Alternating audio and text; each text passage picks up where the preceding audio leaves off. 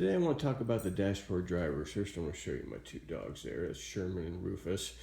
So the dashboard drivers started, I was in our factory, and the engineers came up with it with a module they had developed, and they didn't know what to do with it. And it's basically, it's a ball bearing in the base. So when it moves, so it moves forward and back. So when the ball bearing moves forward and back, it activates the item, activates the sound. Well, it was, I came up with the concept, well, let's do talking figures, licensed talking figures. Because the idea was that we couldn't get in that business. Mattel and Hasbro had all the Star Wars and all the action figures, and so if we had a base, so figure if we put it on a base and we do a sculpt of the figure, then we could put some sayings in it.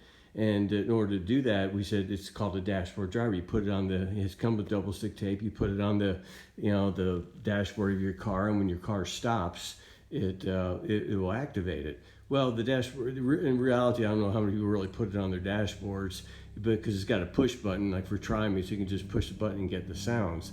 So we decided, let's try that concept. We started with The Simpsons and The Family Guy. Simpsons and Family Guy were big licenses for us. The Simpsons was a huge license for us, and then Family Guy was just starting to get popular. So we started with Simpsons. We had Bart, and then we got Homer and Mr. Burns, and Homer was being the best. We had several styles of Homer.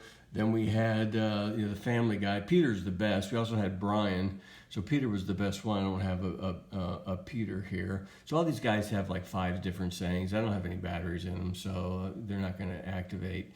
But then we went into other licenses. We had like Looney Tunes. We had a bunch of Looney Tunes. We had Scooby-Doo.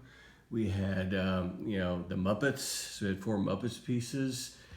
We ended up doing like Pirates of the Caribbean. We did Spider-Man.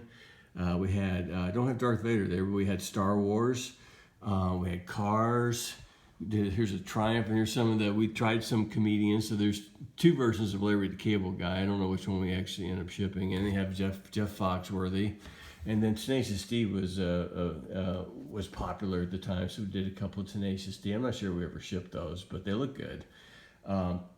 So this is kind of the game. We had a lot more. We got them, we sold them to a lot of people. Actually, we sold them in the Christmas aisle, like in Target. Target had a 16-foot licensed Christmas aisle, and these, even though there's nothing Christmas about them, these were in that section for like 3 or 4 years. So and most of like the Star Wars and we had Disney, we had Mickey, Minnie, we had all kinds. We had other licenses too. These are the only ones I have. So that's kind of the story of the dashboard drivers, kind of as a way to get into the licensed action figure business. The licensed figures, they're in the toy aisle. We put them on a base. We said they're for the car, and we got it, and we sold a lot of them. Thanks.